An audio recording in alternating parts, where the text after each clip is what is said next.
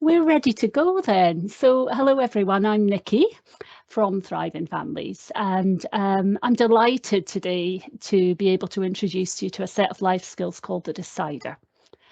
Thank you all so much for showing your interest in this topic by joining this session, and I hope you do find it useful. The Decider offers life skills for everyone to use in everyday situations. So when you miss the bus, when the dog eats your homework, when the morning routine goes all to pot, as mine did this morning, when your daughter or your son is having a meltdown, when you're having a meltdown, when the phone won't stop ringing, when you've got a pine session to deliver and a dog not feeling very well, when it all just feels too much to bear. So I first came across the Decider in 2018. At that time, I was working as a learning and development advisor for the council. So I undertook the training with great enthusiasm, along with a colleague of mine from the service, and began delivering sessions just like this, mostly to Highland Council staff. Although during 2018 and 2019, of course, most of the training was still taking place face-to-face in venues right across the Highlands. So how things have changed. As with any skill, practice makes perfect. So the more you apply these life skills, so they say, the better we get at applying them, and we start to feel the benefits in terms of our mental health and overall well-being. So practice makes perfect, I guess, is what we're saying. I do need to say, though, that learning the skills is a training session, and this isn't a training session. This is an introduction to the Decider. Training happens in a different way, and it's very specific in the way that it's delivered. So what you're getting is a personal introduction from me. I use the skills in my daily working life for Thriving Families. I use them as a parent and carer. So they're coming to you in that way. The training itself, in my view, is best done face-to-face by specific staff who have been trained to offer that. Because the Decider resources are sensory and interactive, I think that's why I say that. So please just see this session, as I said, as a personal introduction, and perhaps you will follow up with training at some point if that's of interest to you. Okay, all that said then. So what on earth is the Decider? What's all the mystery and the fuss about, you know? Quite simply, they're just key skills that can be easily learned, easily taught, and are fun and memorable. There are 12 basic life skills, and that's what I'm going to be drawing upon for this session today. We'll be looking at 6 of these, just my own personal choice of these this morning. For therapeutic purposes, for those professionals who might be interested and not come across them before, there are actually 32 skills in total, and many of which are shared and used within therapeutic sessions to support people who access the services of NHS Highland. Okay, so that's really the context. The Decider skills are designed as well to be memorable. Oops, I've jumped. There we go. I've set up my screen in side-by-side mode to allow you to see the slideshow and me at the same time. And perhaps I should warn you that I have props and I'm not afraid to use them. The Decider skills, what's great about them is that they're for everyone. And for me, that is one of the key strengths of this approach to supporting those of us who struggle with day-to-day challenges. Those of us who worry about how we've dealt with a situation, and maybe we wish we were more in control of our actions and reactions. Perhaps that sounds like you, or perhaps it sounds like someone you know or someone you support or work with. There's no real difference between the way the life skills are learned by parents, young people, support workers or professionals. So I like the democracy of it too, whether it's for self-management or as part of a wider strategy to help someone else. The whole idea is that they're shared resources, a shared language, if you like, for how we can all look after our mental health in the face of significant or persistent pressure and challenge. I come to this, like many of you, firstly as a parent of 3, also as a family support worker. and perhaps most significantly today as the owner of a boisterous and demanding 8-month-old puppy called Cooper. I have been at my wit's end on many an occasion, sometimes unable to unpick whether it's my behaviour and my reaction that is actually making a bad situation worse. I get all tied up with that, and that's where the decider skills can help me sometimes. So I guess I ask you to bring to this session as much openness and humility about where you're at as you're able to, because this is always the best way to take in new information. You know, we all get things wrong as parents and professionals. We all make mistakes and we all wish we had handled challenges better than we did. But the wonderful thing that keeps me going is the knowledge that I am still learning, I'm still developing as a worker, and I'm still developing as a parent and carer, even though my eldest is now well into her 30s. As I mentioned then, these skills are used a lot in the NHS. And my training came from the lovely people that deliver the full formal training within NHS Highland. Also useful, the skills though are in areas of the council such as education. So it's great to see some of you coming from that area to listen today. So class teachers, guidance teachers, school nurses, children's services workers, and so on, really. And in business as well, and particularly in the workplace, you know, managing our emotions in the workplace can be really quite challenging at times. And, you know, finding ways to reduce the heat of critical or challenging situations at work can be a really good skill to have. Also in social work, the prison service, the police, the probation service, all these areas of our legal system and our legal support for vulnerable people who may struggle with their own life skills, then the decider skills can help you and them. And of course, voluntary agencies like my own. So I use these skills daily when I'm supporting families as a family support worker for Thriving Families. Not necessarily naming the skills I share as decider skills, but nonetheless, that is what they are. And I'm not really training, I'm kind of sharing some ideas with the families that may be struggling or just looking for a bit of support from us. So where did the decider skills come from?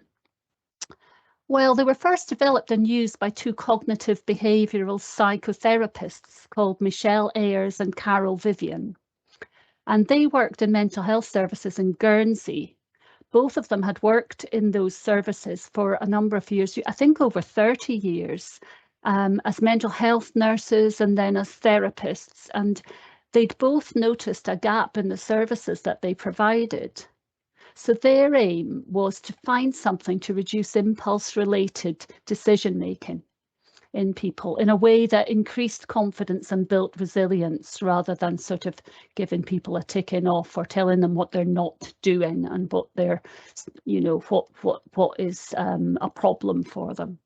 So turning things around in that way into a positive action that people can take. So these professionals from Guernsey recognise the importance of creating something that is easy to learn and easy to teach to others. Something that's created and developed inclusively, so with service users having input to this structured approach that we hope will stand the test of time. So while the decider isn't CBT as such, and certainly I'm no practitioner, I have no professional qualifications whatsoever in anything like that, but the skills are informed by therapies and interventions such as CBT. But they're tools and techniques just to help us recognise and respond to our own emotions. And perhaps over time, changing unhelpful habits in our thinking, in our feeling, and in our behaving. It's all about making considered decisions instead of acting on impulse based on our current and ever-changing emotional states. So with all this background in mind, I'd like to ask you a question. Obviously, I can't see your faces, and I'm not going to ask you to put anything personal into the chat at all, but I just want to ask you as individuals how you're feeling right now. No need to share or come off mute or anything. This is just for yourself. Maybe some of you are feeling relatively calm and relaxed, ready to learn, you know. Maybe it's all been a bit of a frantic rush this morning and there's 101 things on your mental to-do list just ticking away there in the background. For me, well, I'm a bag of nerves. Having to talk to all you lovely people without being able to see your faces. I'm worrying about what I'm going to say. I'm worried about sticking my foot in my mouth, as I sometimes do, speaking before I've engaged the brain. Worrying as well about whether the technology will do what I want it to do, or will just go its own merry way. Whether the puppy is capable of behaving himself for 90 minutes or so while I introduce these life skills to you. As I say, it's not a training session, it's an introduction to the skills. So, you know, I'm hopeful that you'll pick up enough to get the idea and take it wherever you want to take it. So, if I was a bottle of Coke, this morning, I would be a little bit shaken up. So here's my can of Coke. Sorry, I'm just going to bring it into view there. I'm working from my daughter's bedroom and I really want to keep it on blur so that you can't see all the Simpsons posters and get distracted with what she's got around and about. So yeah, I'd be a bit shaken up, a bit on the fizzy side.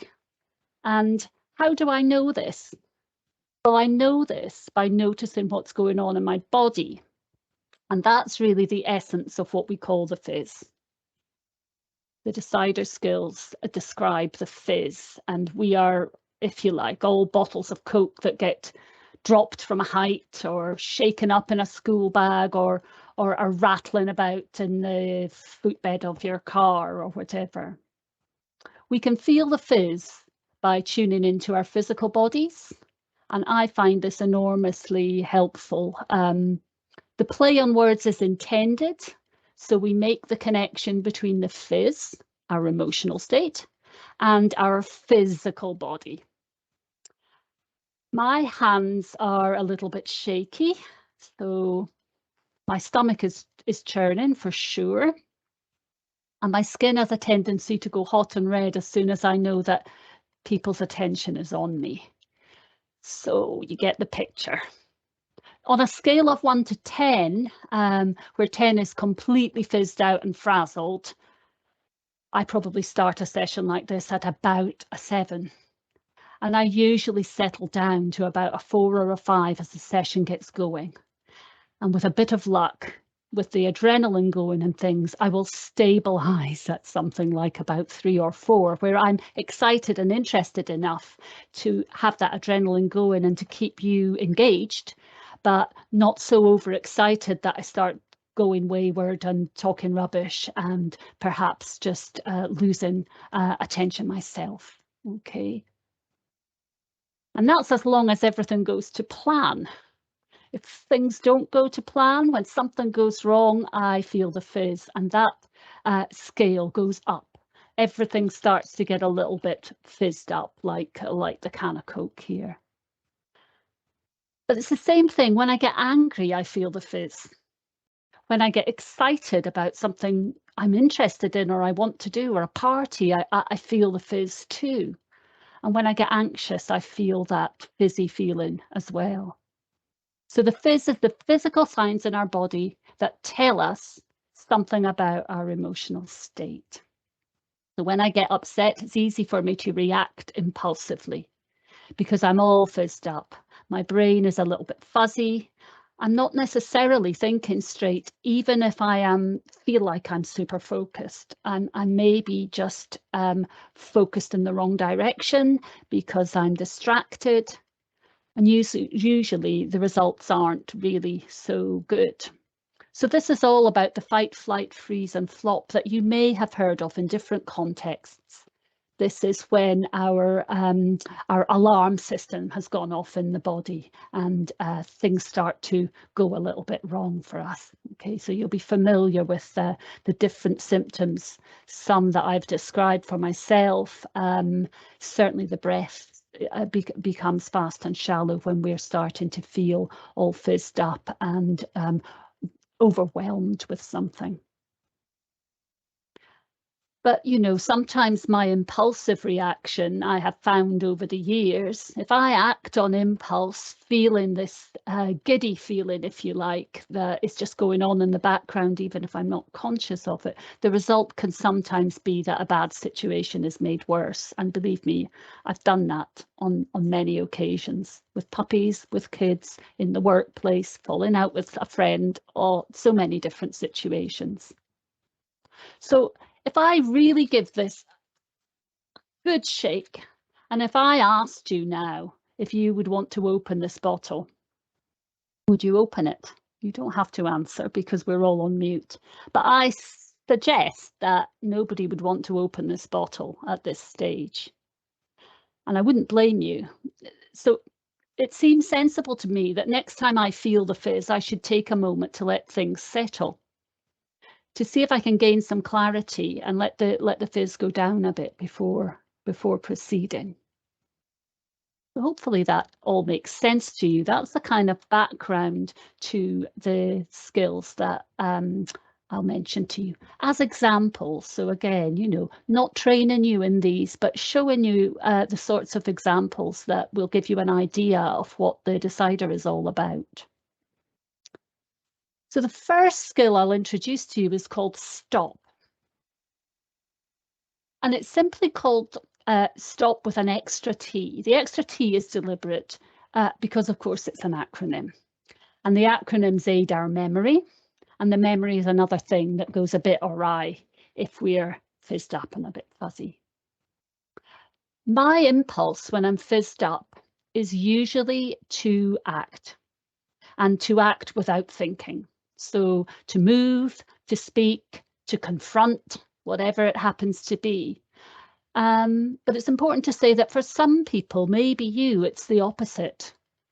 You know, hiding away or going quiet. This is fight, fright, fight, flight, freeze, and flop in action. So the stop skill asks you to do none of these things. It asks you instead to just stop for a few seconds and take a breath. One slow, deep breath in and out.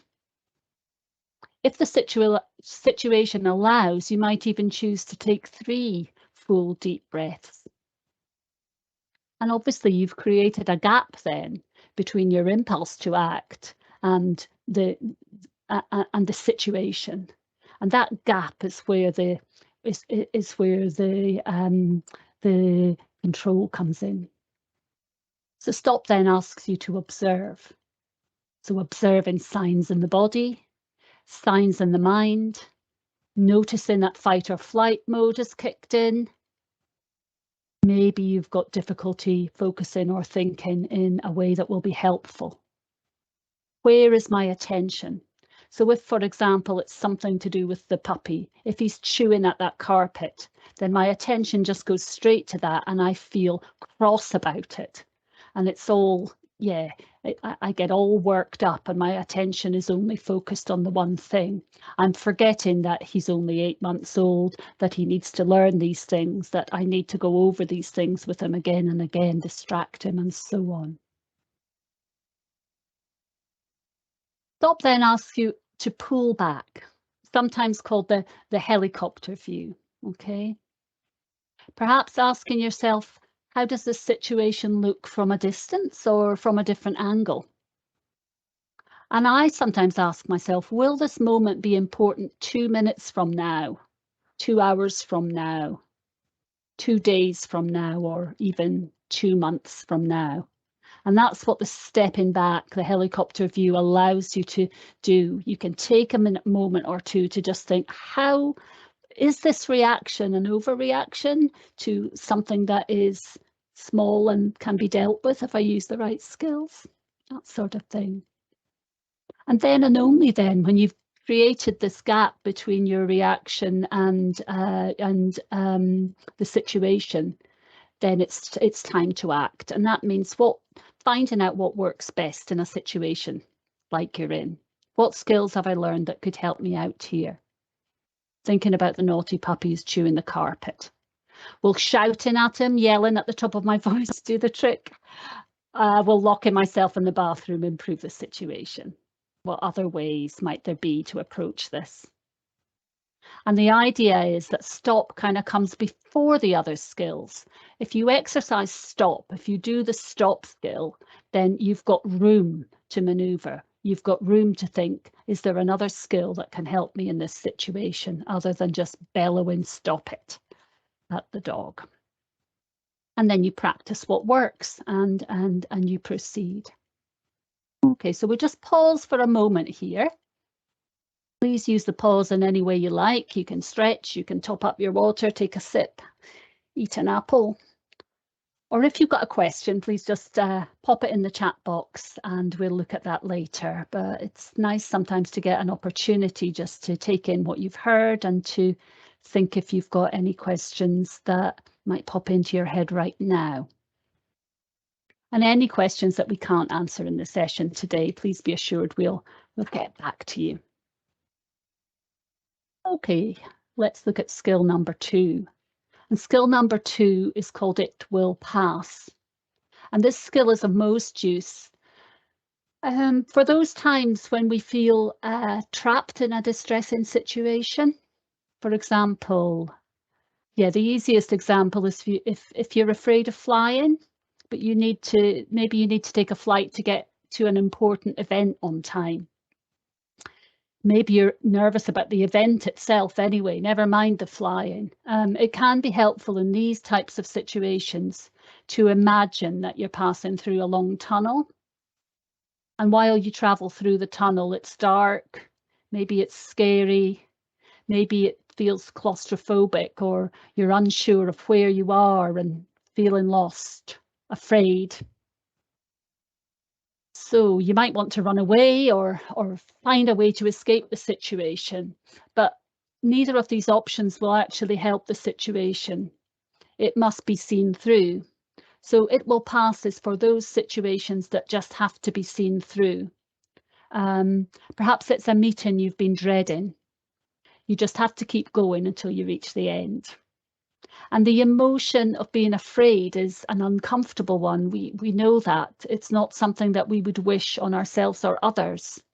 But we also know that it will pass. You won't be in the tunnel forever, and there's light at the end of it.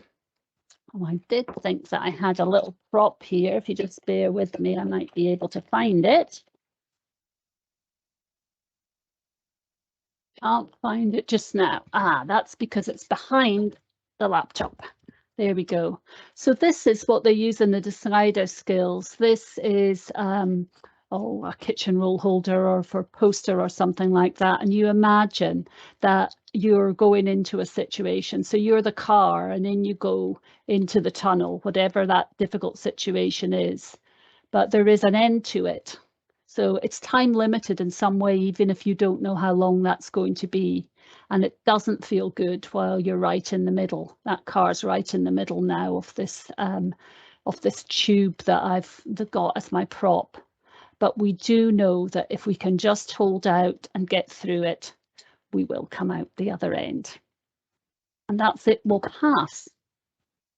So It Will Pass helps us to tolerate distressing feelings for a time. It also helps us with acceptance. It helps me to accept that some situations cannot be run away from. They can't be avoided, and sometimes they can't be changed in any way that I have the power to do. All I can do is keep going, knowing, just like traveling through a tunnel, that it will pass. So from personal experience, I remember nights when the children were very young, when a child of mine would be unwell or unable to sleep. And on nights like that, they always seemed to come up when I'd been at work in a stressful job all day. I was tired, and maybe my daughter needed me to be there with her. as a comfort to her with my presence through the night. I needed to be awake and alert for her if she was unwell, being sick, whatever it happens to be, when all I really wanted to do was sleep. And I guess there's some comfort in telling myself, as I did back then, without knowing that it was a specific skill, just telling myself that this situation wouldn't last forever, that change is inevitable and this will pass.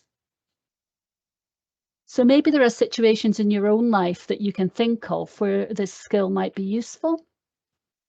I'm not asking you to share these during the session at all, but it is useful to note for ourselves where we might use a skill like this. Remember the car and the tube. Remember the image on the slide. Or maybe it's easier for you to remember the words, "It will pass."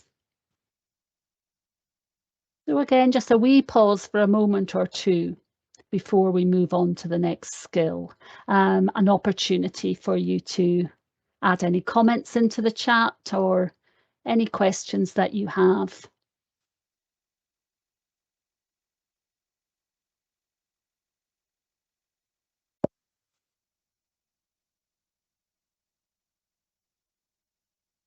Let's move on to my next slide. Oh yes, okay.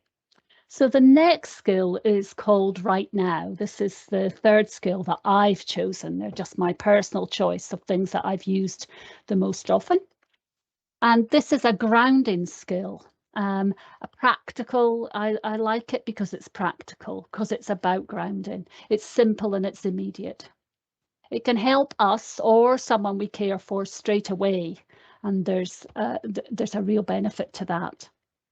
It helps us when we're overwhelmed by upsetting thoughts, uncomfortable feelings, anything like that. Again, this could be a flight taking off if you've got a fear of flying, or if a child is afraid of something, overwhelmed with fear and anxiety, and you want to help that child. Right Now is about calming that Coke bottle right now, changing our current emotional state, reducing distress by grounding ourselves in the here and now. And a practice similar to this is often used in the military, I'm told, by a colleague that I worked with who had been a soldier before he came to join the organisation I was with. And I know as a yoga teacher that it's often used in yoga and in assertiveness training. We used it a lot in that. And I understand it's also used in certain spiritual practices too. So it's a skill that's widely used in different settings and situations. And I think it's because it's so simple and effective.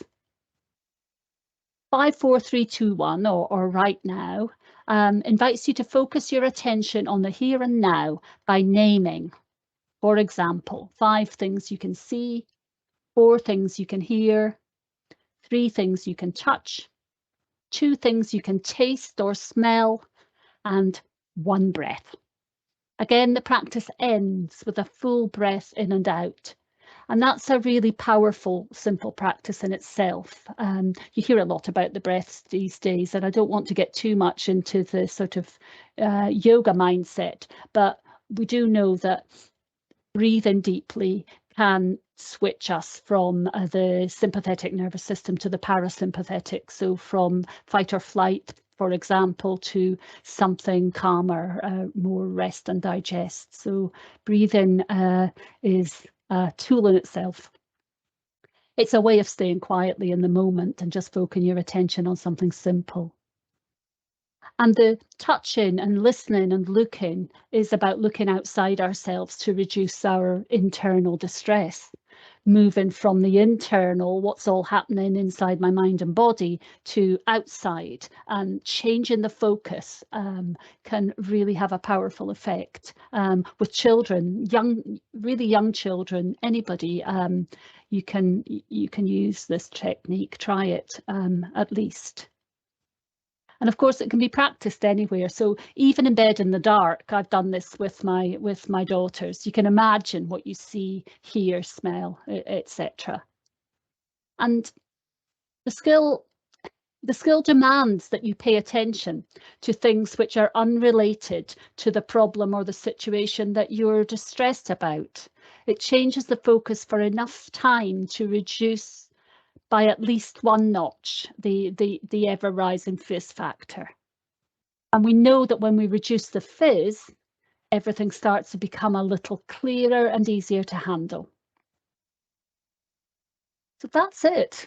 That's right now, or 5, 4, 3, 2, 1. It's called either or both.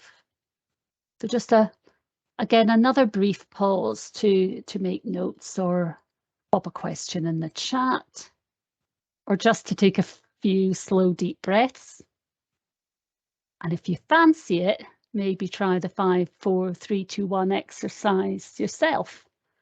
So sitting here in my daughter's room, 5 things I can see. I can see a Simpsons poster. I can see a lovely paper butterfly origami thing. I can see a can of Coke. I can see a bicycle helmet. My goodness. And I can see a little toy car. Okay, I can hear myself in my headphones. I can feel when I drop the cable because it makes quite a loud noise in my left ear.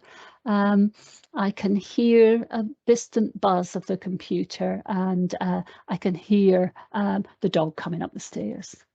3 things I can touch right now. I can touch the wood of the table. I can touch the cotton of my top. I can touch my own skin. Things I can smell or taste right now, well, I can just sniff the coffee and taste it if I want to. And I end with one deep, slow breath, focusing on my breathing, noticing that I'm just here in this moment right now. Okay, let's move on to another one. What's the next one? Let me see. Yes, I like this one. This is fact or opinion. So back to when we're feeling the fizz. So that's a strong emotion that we might be feeling, and it powers our thoughts, and our opinions are then formed or reinforced. That's my understanding of how this works. But as I say, I'm not a therapist or an expert in this. This is just observation of my own body and what's going on in my own emotions. Often if I'm upset, negative emotions get strengthened, making me feel worse and more stuck, more upset. And it's almost like, it's like a downward spiral for me. If I start this negative self-talk, it all starts to spiral downwards. And I find it very hard to pick myself back up from that. So here's an example to illustrate what I mean. Imagine that you're out on the main street in your local town and a friend walks past without saying hello. Maybe you think to yourself, she didn't notice me. All is well, and you just move on. But maybe you find yourself thinking, she ignored me. She deliberately ignored me. I know she did. A different matter, isn't it? And it results in a different emotional state. Even acting it, I start to feel something happening inside my body, and there's a reaction there. So I suppose what I'm saying is our opinions affect our emotional state, and it's often in a negative way. By learning to separate fact from opinion, we can help ourselves and others to lessen that pull of the downward spiral. That's the way that I see it. So if we return to the scenario of the friend in the street who walked past me, the only fact here is that a person walked past me. Everything else is opinion.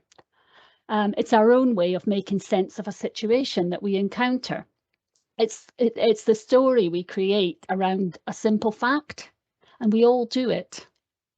I'm not immune by any means, having used the decider skills. I'm not immune to making up stories about these mundane things that happen. And maybe this is something that you've done too. So facts are opinions. I was to ask you what was a fact, I won't ask you to pop it in the chat. I'll just maybe sort of share my thoughts about it. Maybe they'll be similar to yours. So for me, a fact is evidence. It's evidence to support a truth. And there's no argument, is there, to be had about a fact. It's black or it's white. It just is. And facts are driven by rational thought. Okay, so the head, engaging the head. And facts, if required, would stand up to scrutiny in a court of law, let's say. Heavyweights. Facts are heavyweights, and I think that's what the image is about there. And what's an opinion? Well, for me, an opinion is based on something that's based on my own beliefs, my own stories about situations, and opinions can change, whereas facts remain as they are. Opinions are also driven by emotion. They're driven more by the heart, aren't they? And opinions can be argued about. They can be argued about till the cows come home. And what I find is the more I state my opinions, the more fixed they become, until in the end I start to believe them as facts. Okay, so an example. Okay, so let's take this blue cup. I'll try and get it in there. There we go. So this blue cup, what are the facts about it? It's blue. It's empty. It's got a pattern on it. I can feel that with my fingers. It's got a handle. The top is wider than the bottom. And the pattern has got a texture, as I said, whereas the handle is smooth. And I don't think there's much for us to argue about there. You know, it's evidence-based. There's no argument. You might argue about the shade of blue or something like that. You might want to get your measuring tape out to check that I'm right about the dimensions of the top and bottom. But really, there's no argument or any big question arising from that, is there? So let's have a look at the cup again. Maybe it's a mug, actually, but I'm not going to get into that. I'm not going to go down that road because it won't help with the argument that I'm putting to you, the skill I'm demonstrating. So opinions that I have about this cup. I might say, this cup's ugly. I might say, it looks cheap. Everybody will know that I got it from B&M for 50p. It's like an old granny's mug that some old granny would have her cocoa in. It's totally uncool. Yeah, it's an unfashionable cup. This is a cup for losers. It's my cup, I'm a loser. So do you see what's happened with the opinions thing? So that's just, you know, we're just talking about a cup after all, but, you know, imagine that I was talking about a person, or imagine that I was talking about myself instead of just a mug. I think that would feel different, okay? I think there'd be more emotional weight to that. And I think it would be more unkind and perhaps even damaging to have these opinions and to solidify them by going over them again. And yeah, that's maybe something to mention, that the more fuel we give to our opinions, especially the negative ones, excuse me, the more intensely we feel that distress. Leaning into our opinions and giving them ground and space offers them validity that I don't feel they deserve. It maintains that vicious cycle of fueling our own distress and then the impulsive actions that we then do as a result. Negative self-talk is the best example of this, I think. So the fact or opinion skill helps us to think differently and to change our emotional response. So if somebody maybe I used something like it a lot when my very anxious daughter was a teenager. She had a lot of negative self-talk, and I would help her to unpick fact from opinion. Well, do you really know that? How do you know that that's true? That sort of thing. Just teasing things out with her and separating the facts from the opinions. And yeah, sometimes it helped to do that with her. It was a support of a kind, and it helped her brain to work in perhaps a different way and reduce the emotional intensity that she's feeling at that time. Gives her space to choose her actions based on what is real. So that's fact or opinion. Have a little think about that. Let it sink in a little bit. Pop any questions you have into the chat. Make some notes if you want to. I'll take a little drink of my water before we go on to skill number 5.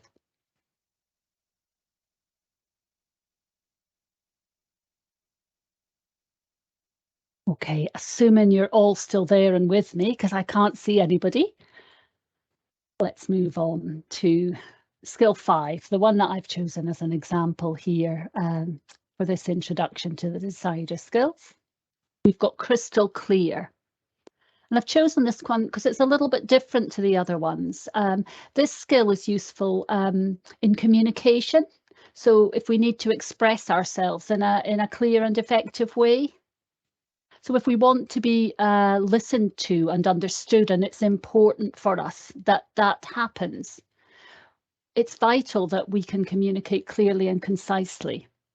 No beating about the bush, no wavering and havering, no hints and mixed messages, all that kind of passive aggressive stuff. No blaming or expecting people to guess the hidden meaning that you've tucked away somewhere in your haverings. So, you know, I have a tendency to do that with domestic chores in the house. So I have a 16-year-old son, and his job is actually to put the bins out each week. And because we live quite remotely, he has to take the wheelie bin quite a distance over a little footbridge and out to the main road. And he's big and strong and more than capable of that. But more often than not, he seems just not to be there when the bin needs to go out, and I end up doing it. Or maybe there's a football match on the Thursday evening or something like that, and my husband and my son are just sitting watching the football match, and I'm just dropping hints left, right and centre. Bin day tomorrow, I'll say, or I'll start emptying the bin in the living room in front of them into a black bin bag and say, oh, well, you know, I suppose I'll have to do this myself again, etc., etc. But I'm not actually asking for anything. I'm not being at all clear by havering away like that.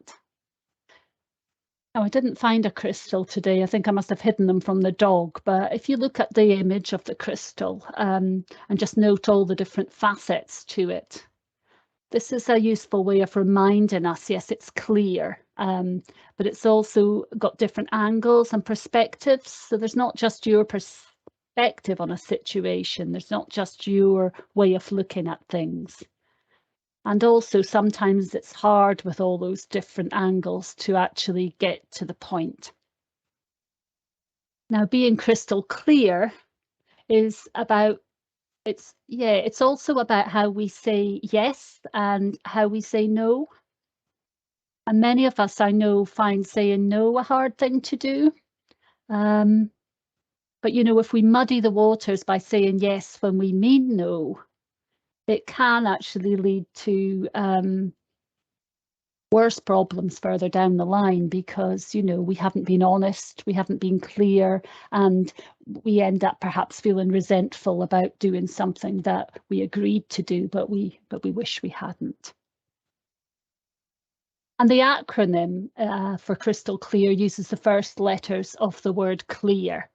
Again, it's to help us memorize the key points. And what it reminds us to do in our communication is to be concise, stick to the main thing that you want to say.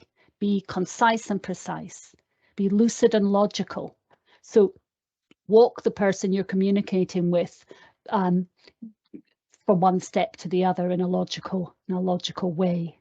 Try and avoid all the emotion-filled stuff, all the blaming and the negative stuff that can sometimes sneak into what could be a simple conversation. Excuse me.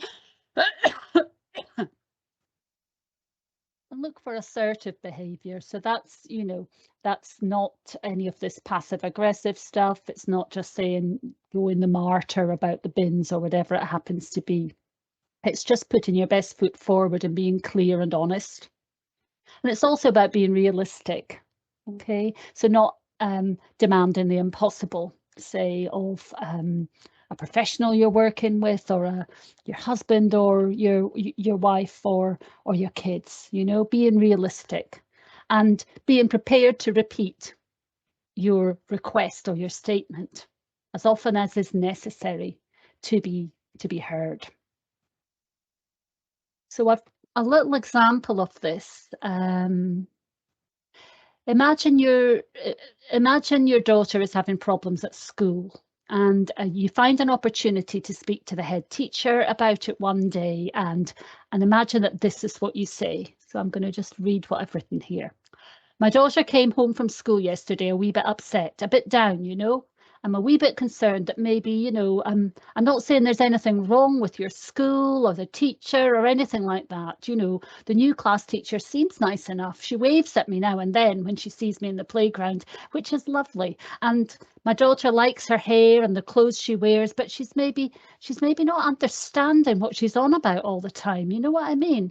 My daughter's quite shy and all that. She hasn't got very good speech, I know that. So I'm not really sure what she's upset about. But anyway, I thought I'd let you know, and I'm really glad we had this wee chat. I feel better now.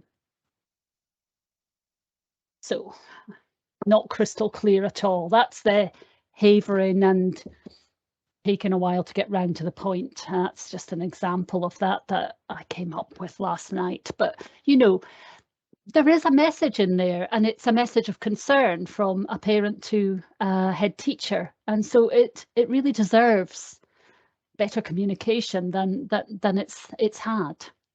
There's a message in the statement that needs to be taken note of, but it isn't clear. It's not concise either, and it doesn't get to the point. So how about this instead? My daughter Julia in primary 3 came home crying yesterday, and I want to find out what happened to cause this. This has happened on 2 other occasions at the end of the school day since she moved into P3.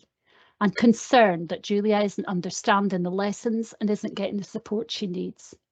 I asked the class teacher for a review after 2 weeks in case the child's plan needs adjusting, but this has not been done. I need to find out what's upsetting her. Okay. So I'm not sure if it's crystal clear, but it's a bit clearer, isn't it? And it gives the head teacher an opportunity to respond and to understand what he or she might need to do next, and to reassure and to focus on those aspects of the issue that really matter to that parent and are important for that child. Okay. So can you see, hopefully, how crystal clear can help you to get your point across when you need to? I do hope so.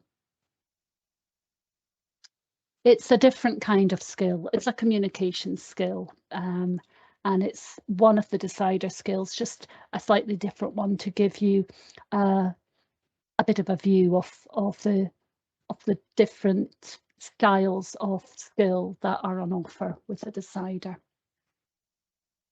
Okay, any questions or any points, comments, any thoughts at all, just pop them in the chat. And I'll take another drink of water just in case I end up coughing again.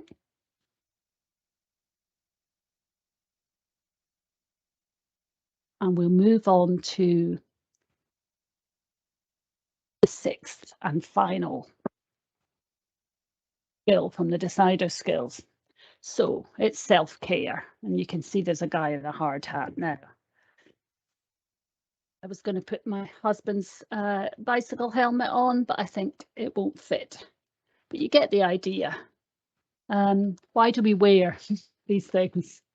We wear helmets and hard hats to protect ourselves. Okay, I haven't completely lost the plot here. Just a way of introducing you to the sixth and final skill in my introduction to the decider. And this skill is called self-care. And it lies at the heart of our mental health and well-being framework, that invisible structure that keeps us going day after day, as carers, as professionals, as support workers, teachers, parents, siblings. You know, it takes a lot to support others in whatever way we come to do it. And it takes a lot out of us, some days much more than others. Looking after ourselves, you know, is our biggest responsibility, I feel, and perhaps our greatest challenge. It takes effort after a hard day of supporting others. It takes effort to actively practice self-care, but it can lead to good decision making, and it can help us to keep afloat in the stormy seas of life. Self-care is a way of keeping ourselves healthy. It's a way of being mindful of changes in our bodies or our minds, which might point to an issue that would need to be addressed. A headache, a backache, negative thoughts, patterns of thinking, worries and fears that get in the way and restrict us.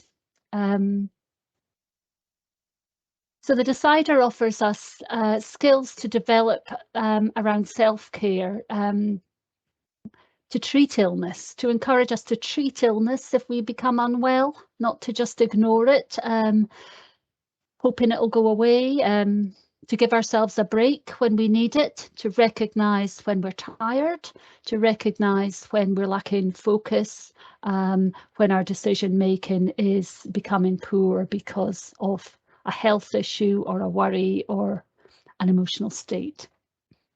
And self-care is up to us, not as children, obviously, but you know, self-care can sometimes really come into its own with teenagers.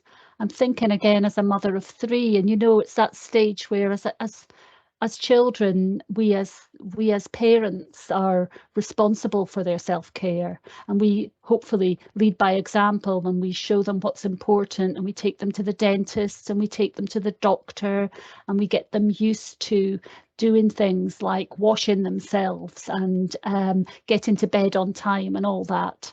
And then it just all goes out the window then when we start to let go and offer guidance to teenagers rather than instruction or cajoling or whatever it happens to be. And then you notice that it's that transition point where teenagers are perhaps starting to want to take responsibility for themselves and to create a little bit of distance from you as their carer, but perhaps they haven't got the wherewithal to do it in a way that is really helpful to them.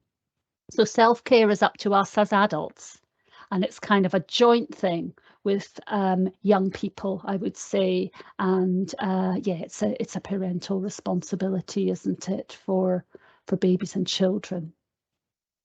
But it's not a skill, I think, that we're all naturally inclined to do. And I hope I'm not speaking out of turn here, because this is, you know, my personal feeling, but especially as women, perhaps the messages that have come from our mothers and grandmothers or from the media and our culture expects us to put others before ourselves.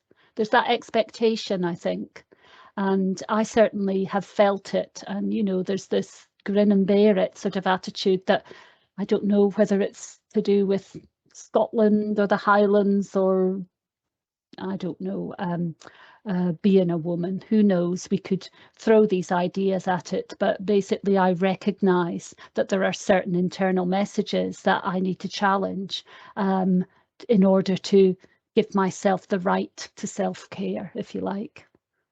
And the self-care, with the bicycle helmet, for example, the bicycle helmet is self-care. It's a protection, but it has to come first. It has to come before you actually get on the bike and go somewhere. So I put my bike helmet on before I go cycling. And builders will put their hard hats on before they go on site. And with decider training, it would help you to learn effective ways to protect yourself from poor health, from emotional distress, as far as possible within our own complex lives. And just knowing that resilience is not a given may help, you know. It's not a fact that the more I put up with, the more I'm able to put up with. I've discovered this over the years. Having a bottom line, I've found, protects me from harm. But it's taken me a long time to learn that. So self-care reminds us what we as individuals need, what we need to do for ourselves or to offer ourselves regularly to keep our minds and bodies healthy, to help us be carers for others. Self-care builds the strength and confidence that allows us to be resilient in different and difficult situations, helping us to cope with life's challenges. And maybe, you know, it's useful to think of yourself as having a battery, like a phone or a clock. And we need to keep ourselves charged up, don't we? Doing things which energize and sustain us. Okay. So those are the thoughts that I've got around the self-care, protection, energizing. So the last prop of the day, folks, is my self-care kit, my wee self-care bag. Let me show you what I've got in it today. You'll all have different bags. And you know, I kind of got this idea from a family I was working with in Thriving Families. I was speaking to a mum and she was amazing. She was under amazing pressure in all different situations in her life, but she always thought about what would help her daughter when they went out and about, and she had a coping bag for her.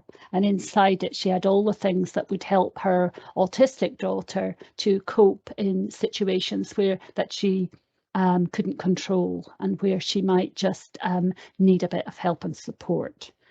So what have I got in my bag? Well, I've got my bottle of water. I keep pointing it in the wrong direction, but hopefully you can see that there. I've got my water bottle to keep myself hydrated and to keep myself feeling healthy as the day gets on. If I start to get a headache, first thing I do is I take a big drink of water, because that's what I was taught by my mother. What else have I got in here? Ah, yes, I've got a homegrown tomato, folks. I'm very proud of these. I became a gardener during lockdown, perhaps like quite a few of you, and I find it very soothing, but also, you know, you get nice fresh veg, fruit and veg if you're successful with your gardening. So yeah, that's really a symbol of my pursuit of gardening. And in terms of activity and exercise, I've got my dog's lead, because as you know, I've got a puppy and a very demanding one at that. But boy, have I developed some fitness and some aerobic capacity by walking that Hungarian Vizsla of mine. What else have I got in it? Oh yeah, I've got a DVD. I love the Muppets. That's for those chill out times that hopefully we can all manage to get. And this, yeah, this is a reminder from NHS Highland that I have a screening that I need to attend. This is about self-care at its most basic, I suppose, you know, looking after our physical bodies and getting things checked out and using the services that are available to us. What else have I got in here? I've got chamomile tea bags, yeah. Chamomile tea, just as a reminder for calming into the day, if at all possible, and the importance of sleep. There's more in here. Oh yes, it's my singing bowl. That's about yoga and meditation, which helps me, and maybe it helps you too. you'll have your own things that you like to do, but yoga's the thing that I practice. And there's the basher that goes with it. Oh yeah, and I do like to write as well, so I always carry a notebook, so I write my little writing ideas for stories and things in there. I have a book because I like reading as well. And oh yes, I've got my key ring is a helicopter. I don't know if you can see that, but that's to remind me of the helicopter view. That reminds me when I get all fizzed up and upset about a certain situation, that it reminds me to step back and look at things from either a different angle or from the broader view. So that's my key is on that key ring for that reason. Okie doke, that's what's in my bag today. And it might change from time to time as well.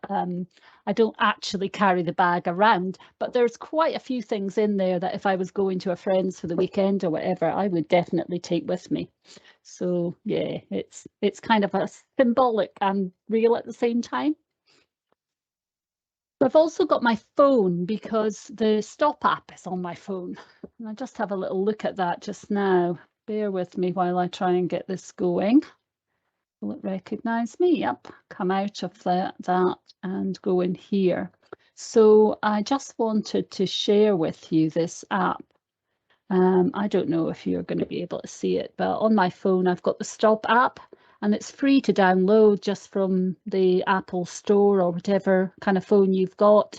It's free to download, and it will talk you through, or it will visually show you the stop skill.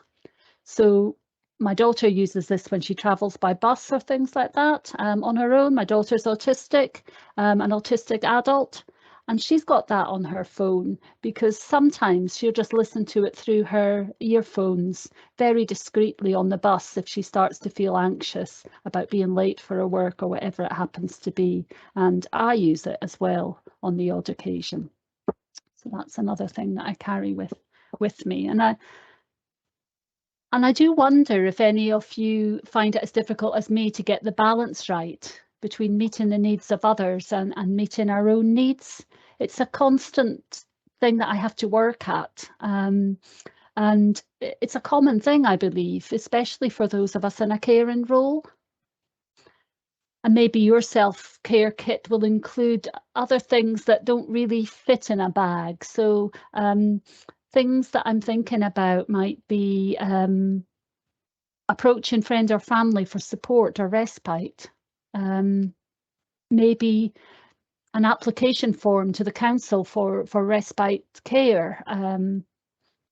Maybe you'd like to find out more about getting exploring the adult carer support plan, you know, that kind of thing. Maybe you need to give Connecting Carers in Highland a ring about these things, or about checking that you're receiving all the benefits that you're entitled to as a carer. These things are important, and they all class as self-care in my book. Maybe it's getting support for having your voice heard. Maybe you've looked at the crystal clear skill and thought, well, that's all very well, but I would find that too difficult to do on my own. And, you know, Partners in Advocacy is an example of an organisation that might be able to help you in that regard. Or maybe it's just a matter of making sure you get what me and my daughter call a stolen snooze in the middle of the day. So, you know, if you've been up with children during the night, or you've got worries and things on your mind, is it possible to have that sneaky snooze for half an hour or an hour after lunch just before you pick up the kids from school? Or can you crash on the sofa for half an hour and watch an episode of your favourite TV show before it's time to go on and do something else for someone? So there are resources on the Decider website, like the one that springs to mind is a weekly planner, which can be used if you're like me and you struggle to find the balance between work, rest and play. They've got ideas, things that you can download on the website for free there.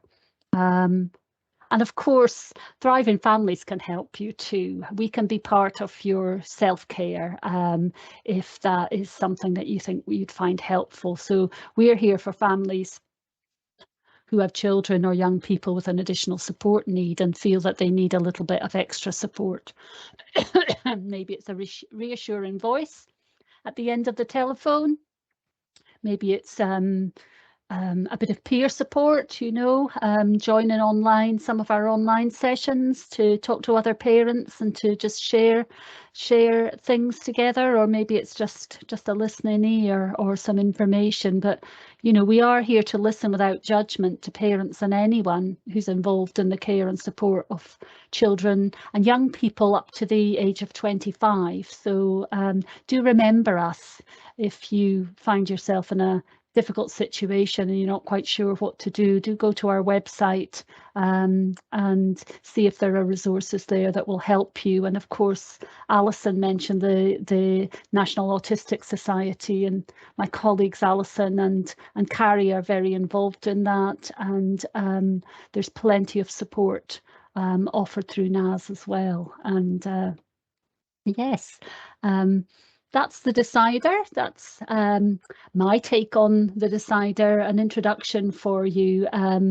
If you go onto the website, there's lots of information about how you might get formal training. If, for example, you're a professional and you'd actually like to use these skills, share them with people you're supporting, then you know you would need the full training for that, and there are different ways of getting that. But you know, there are people in NHS Highland who have been delivering this on a regular basis, once or twice a year for quite some time. Online probably during the lockdown, but certainly the face-to-face courses are the ones that I would recommend, because you know, you get a chance to wear animal masks and funny hats. I mean, you know, what's there not to like? You might say everything. And maybe the online course is for you if it's of interest to you. But yeah, I think that's me finished for today. All I'd like to say is, are you